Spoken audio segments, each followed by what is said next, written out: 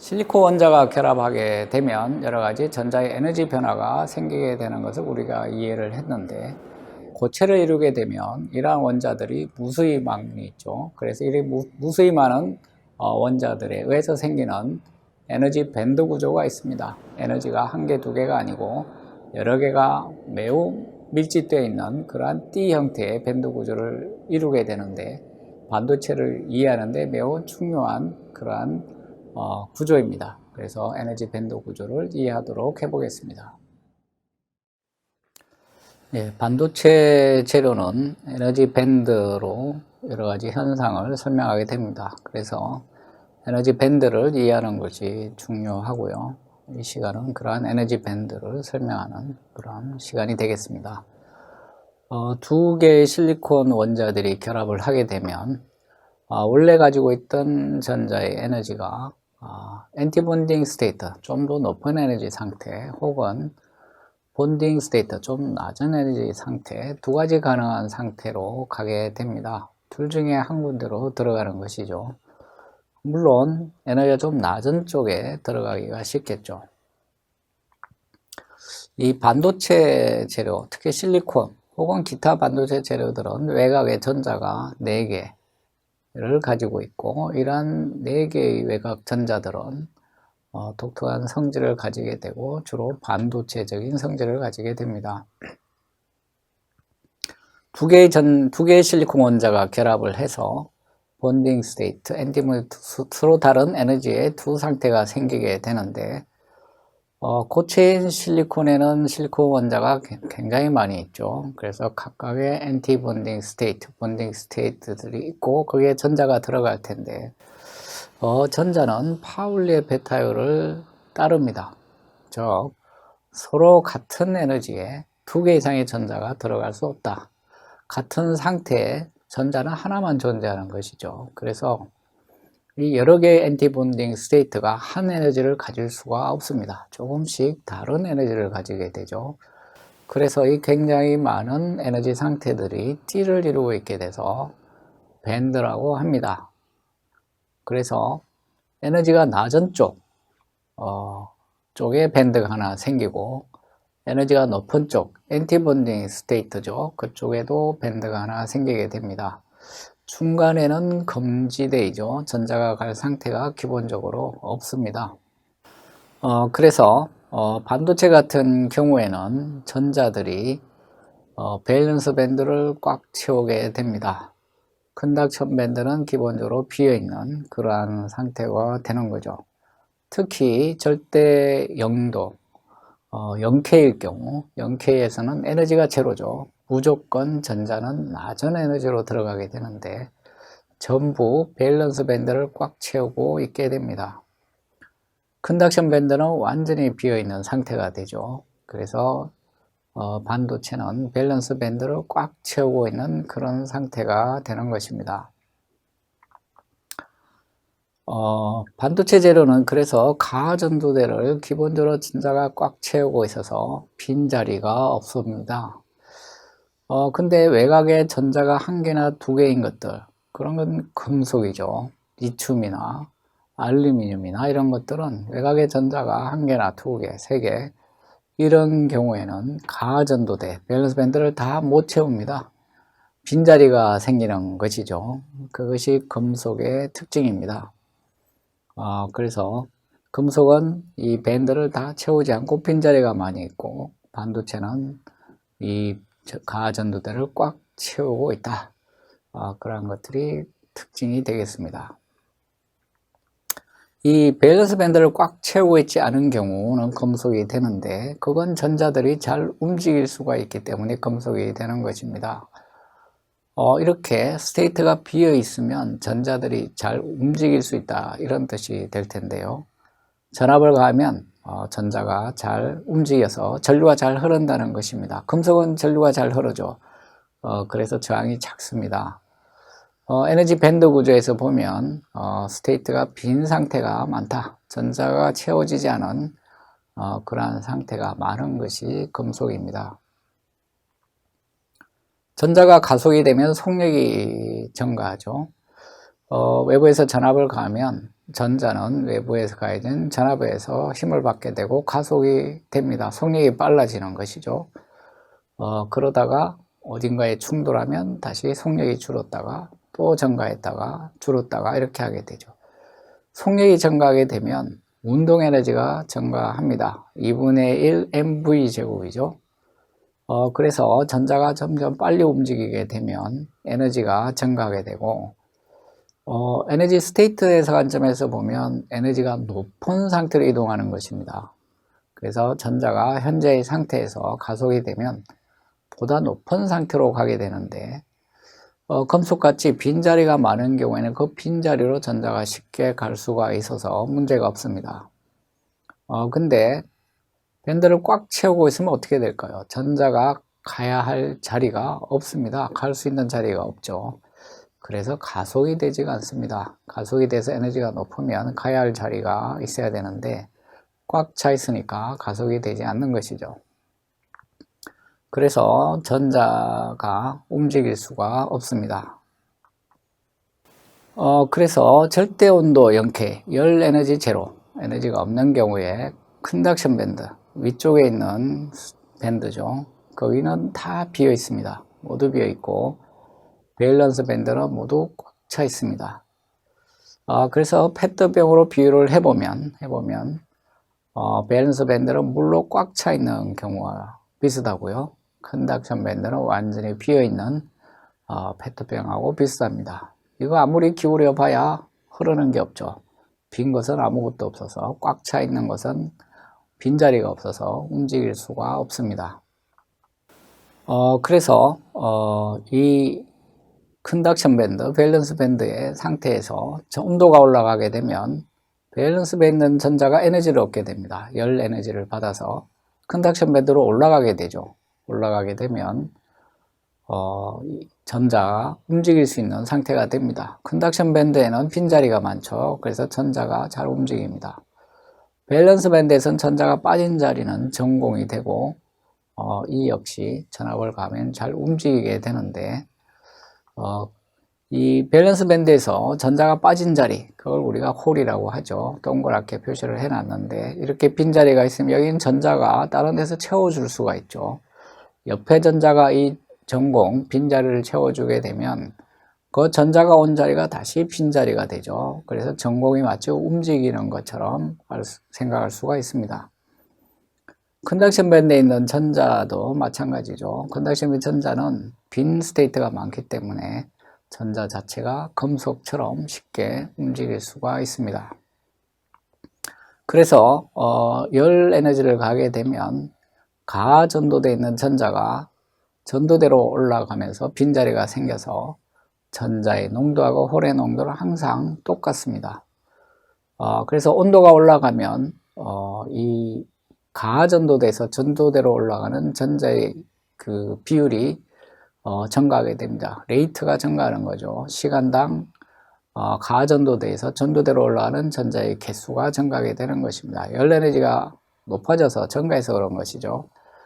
이렇게 전자하고 전공의 개수가 많아지면 재결합하는 율도 증가합니다. 리콤비네이션이라고 되어 있죠.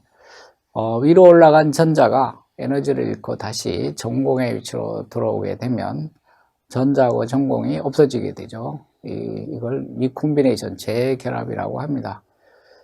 그래서 전자의 농도하고 홀의 농도는 이 제너레이션 레이트, 리코미레이트의 평형에서 결정이 되고 온도가 올라갈수록 농도가 점점 증가하게 됩니다. 그래서 이 컨덕션 밴드에 전자가 많아지게 되면 전자가 많을수록 전류가 많이 흐르게 되는 것이죠. 그래서 반도체의 특징 중에 하나는 온도가 올라가면 전류가 증가한다는 것입니다.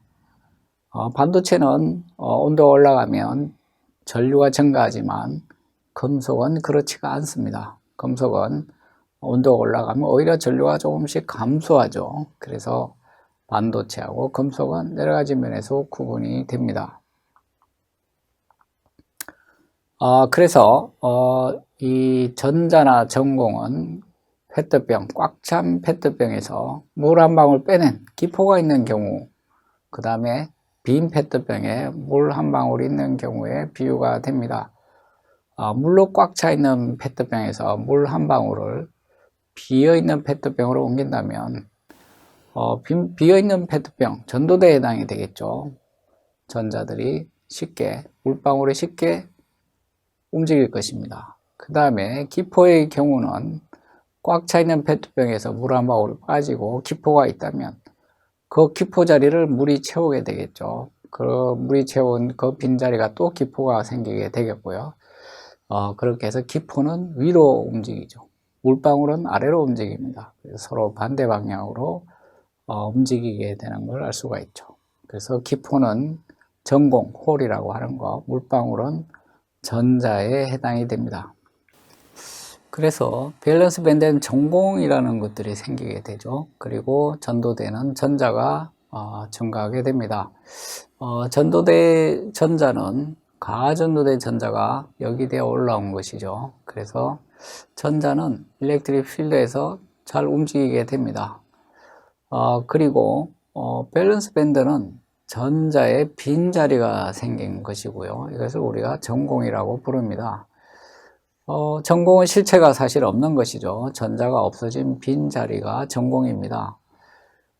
그래서 이 전공을 우리는 마치 입자처럼, 전자와 같은 입자처럼 취급을 해서 편리하게 이해를 하게 되는데 그걸 우리가 전공이라고 합니다. 전자의 부호는 전하가 마이너스죠. 전공은 우리가 플러스라고 생각을 합니다. 전자의 빈자리로 전공은 플러스 전하를 띤 입자처럼 생각하면 현상을 쉽게 설명할 수가 있는 것이죠. 그래서 전압을 가하면 전자는 마이너스 전하를 띠고 있기 때문에 플러스 전압 쪽으로 움직이게 됩니다. 반면에 전공은 플러스 전하를 띠고 있기 때문에 전공은 전압을 가하면 마이너스 전압 쪽으로 움직이죠. 그래서 서로 반대 방향으로 움직인다고 우리가 생각을 하는 것입니다. 전공의 부호는 플러스, 전자의 부호는 마이너스니까 전압을 가하면 서로 반대 방향으로 움직이게 되겠죠.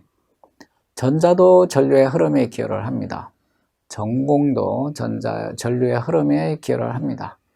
그래서 전공의 농도, 그 다음에 전자의 농도가 다 전류에 기여를 하는 것이죠. 전공을 조금 더 살펴보면 가득 찬, 전자로 가득 찬 상태에서 전자가 하나 빠져나온 빈자리입니다. 실은 이 빈자리를 옆에 있는 전자가 채우게 되는 것이겠죠. 예를 들어서 오른쪽에 있는 전자가 전공의 홀의 자리를 채웠다고 하면 그 오른쪽이 다시 빈자리가 되는 것이죠. 전자는 플러스 쪽으로 이동을 합니다. 반면에 빈자리는 계속 반대로 이동하게 되죠. 그래서 실제 과정을 살펴보면 전자의 빈자리를 옆에 있는 전자가 채우게 되고 빈자리가 그 옆으로 이동하는 것이죠. 실제 전자가 이동해서 빈자리가 생겼다 말았다 하는 것인데 그렇게 되면 현상을 설명하기가 복잡하죠. 그래서 전공은 플러스 전하를 띤 입자처럼, 그리고 전자의 움직임과는 반대 방향으로 움직이는 그러한 입자처럼 생각하면 현상을 쉽게 설명할 수가 있는 것이죠. 그래서 반도체에서는 전류의 흐름에 기하는 것이 전자뿐만 아니라 전공이라고 하는 그러한 플러스 부호의 입자도 우리가 고려를 하게 되는 것입니다. 그래서 이 전자의 농도하고 전공의 농도가 전류의 흐름을 결정하는 데 중요한 역할을 하고요. 그래서 이 농도를 결정하는 것이 전류를 이해하는 데 매우 중요한 요소가 됩니다. 그래서 이 제너레이션 레이트, 제너레이션 레이트를 늘리는 방법은 온도를 올리는 게 대표적인 방법이고요. 그리고 빛 에너지를 줄 수도 있습니다. 반도체는 빛을 받으면 전류가 막 증가하는데 그것은 빛 에너지가 밸런스 밴드에 있는 전자를 컨덕션 밴드로 역이시켜 주기 때문에 전자고 전공을 더 많이 만들어내기 때문에 그런 것이죠. 그래서 반도체의 경우에는 빛을 주면 전도도가 증가하는 그러한 현상이 생기게 되는 것이죠. 금속은 그런 현상이 별로 없습니다. 그래서 이러한 밸런스 밴드 전자를 컨덕션 밴드로 올려주는 여러 가지 에너지가 있을수록 전류가 더 많이 흐르게 됩니다. 그리고 전자하고 홀의 농도는 항상 똑같죠. 왜냐하면 밸런스 밴드에서 전자가 올라간 개수만큼 전공이 생기기 때문에 전자와 홀의 농도는 항상 똑같습니다. 그런데 도핑이란 과정을 거치게 되면 전자하고 홀의 농도가 똑같지 않게 그렇게 됩니다. 전자만 느릴 수도 있고요. 홀만 느릴 수도 있습니다. 이건 우리가 도핑이란 과정을 통해서 전자의 농도와 홀의 농도를 조정하는 것이죠. 그래서 이러한 도핑 과정이 있어야만 우리가 원하는 소자들을 잘 만들 수가 있습니다. 그래서 온도에 따른 전자의 농도 그래프는 반도체를 활용하는 면에서 중요하다고 할 수가 있습니다. 지금 가로축은 온도고요. 온도인데 온도의 역수로 가로축이 표시가 되어 있어서 오른쪽으로 갈수록 온도가 낮아지는 것입니다. 세로축은 농도입니다. 전자의 농도인데 로그 스케일이죠. 그래서 이 온도가 높아지면 전자의 농도가 증가하고 있는데 이게 로그 스케일에서 직선이기 때문에 지수 증가를 하는 것입니다. 그래서 반도체의 경우에 온도가 올라가면 전자나 홀의 농도가 급격하게 증가하게 됩니다. 그래서 반도체는 온도가 올라가면 전류가 많이 증가하게 되는 것이죠. 반대로 온도가 내려가면 전류가 많이 감소를 하게 됩니다. 전도대하고 가전도대 사이의 에너지 차이, 이걸 우리가 밴드갭이라고 합니다. 지금 그림에 보면 컨덕션 밴드가 나와 있고요. 아래쪽에 밸런스 밴드가 나와 있죠. 그 에너지 차이를 우리가 밴드갭이라고 합니다. 그리고 이 밴드갭, 실리콘 결정의 경우에 밴드갭은 1.1 일렉트론 볼트 정도 됩니다. 이 밴드갭이 너무 크면 밸런스 밴드에서 컨덕션 밴드로 전자를 역이시키기가 어려워집니다. 에너지가 높기 때문에 전자를 높이 올리기가 어려워지는 거죠. 그래서 열 에너지로 전자를 올린다고 하더라도 올라가는 레이시 급격하게 줄어들게 됩니다. 즉 컨덕션 밴드의 전자의 개수가 줄어드는 것이죠. 그래서 밴드갭이 크게 되면 전자의 농도는 급격하게 줄어들게 되고 절연체가 됩니다. 그래서 밴드 구조에서 실리콘같이 1.1 일렉트론 볼트 정도 혹은 암흑 실리콘은 1.8 일렉트론 볼트 정도 됩니다. 그래서 적당한 밴드갭에서는 반도체 성질을 잘 활용할 수가 있지만 밴드갭이 아주 커지면 예를 들어서 9 일렉트론 볼트가 된다거나 아주 커지게 되면 전자의 농도는 아주 줄어들게 되고 절연체가 됩니다. 이러한 절연체의 주요한 특징은 투명하다는 것입니다. 절연체는 되게 투명합니다. 빛이 흡수가 되지 않기 때문에 그렇습니다. 빛의 에너지, 포톤이죠. 포톤 에너지는 파장이 짧아질수록 에너지가 증가합니다. 가시광선의 포톤의 에너지는 2 내지 3 일렉트론 볼트 정도입니다. 지금 SiO2가 9 일렉트론 볼트라면 3 일렉트론 볼트 정도 에너지를 가지고는 전자를 전도대로 올리기가 힘들죠. 즉 가전도대의 전자가 포톤 에너지를 흡수할 수가 없다는 것입니다. 그래서 포톤이 흡수되지 않고 그대로 통과하는 것이죠. 그러니까 가시광에 대해서는 투명해지는 것입니다. 되게 투명한 재료는 다 절연체죠. 절연체는 투명합니다.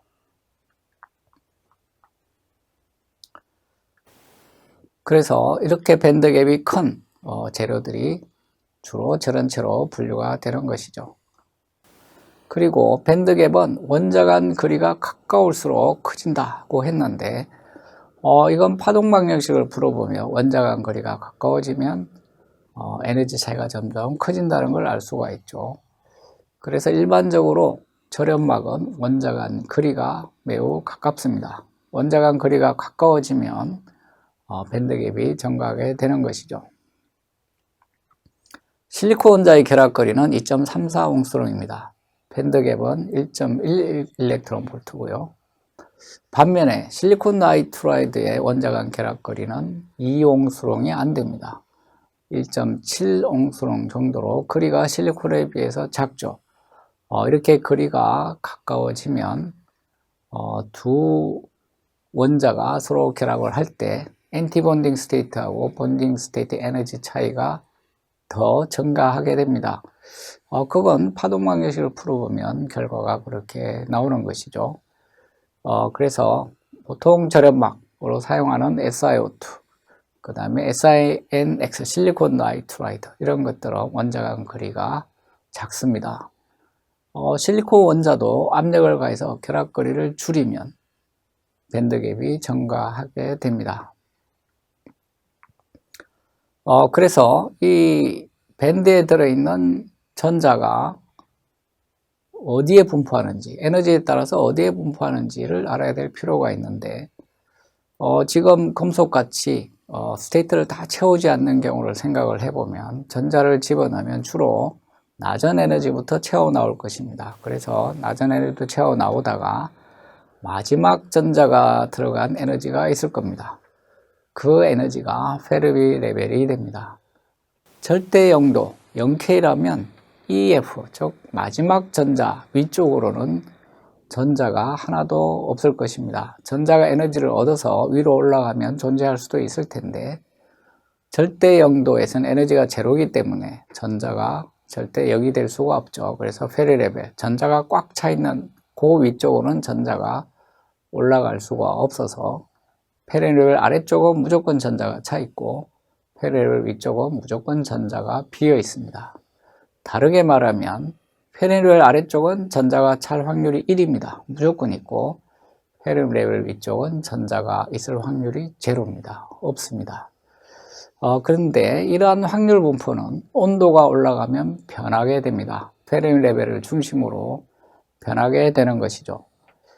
페리 레벨 위쪽에 전자가 있을 확률이 생기게 됩니다. 페리 레벨 아래쪽은 전자가 빌 확률이 생기게 되겠죠. 그래서 이러한 확률 분포가 온도에 따라서 변하게 되는데 전자의 확률 분포는 페르미-디락 디스트리뷰션으로 주어지게 됩니다.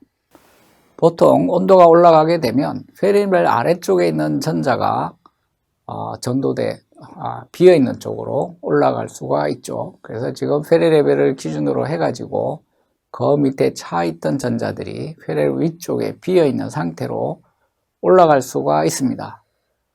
그리고 올라간 전자는 다시 내려오기도 하고 열 평형을 이루게 되는데 그래서 페리 레벨을 중심으로 전자가 존재할 확률이 온도에 따라서 변하게 되고 이러한 그 확률 분포를 우리가 사용하게 되는데 그것이 페르미-디락 디스트리뷰션, 페르미-디락 확률 분포 함수입니다.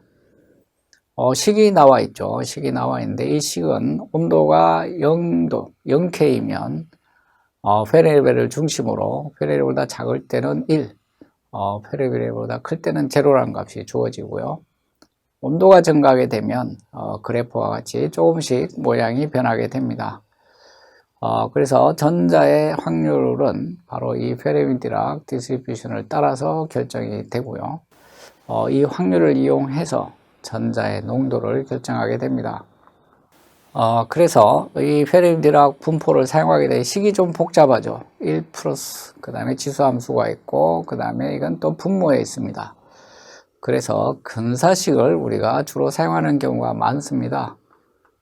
그래서 근사식을 사용하는 경우를 살펴보면 주로 페르미 레벨로부터 에너지가 좀 떨어져 있는 경우, 그러한 경우 그 에너지 차이가 KT 대략 열 에너지 정도 됩니다. 열 에너지보다 큰 경우에는 이 페르미-디락 함수를 근사식으로 쓸 수가 있다는 것이고요. 근사식은 지수 함수 하나로 주어져 있죠. E-KT분의 E-EF로 되어 있는데 이러한 근사식으로 페르미-디락 함수를 대신할 수가 있습니다. 에너지가 페르미 레벨로부터 좀 떨어져 있는 경우에는 근사식을 써도 큰 차이가 없어서 우리가 이러한 근사식을 사용하게 됩니다. 그래서 이러한 전자의 확률 분포를 알아야 전자의 농도를 우리가 계산할 수가 있고, 전자의 농도를 알아야 소자의 전류를 우리가 예측할 수가 있고 소자에 활용할 수가 있습니다.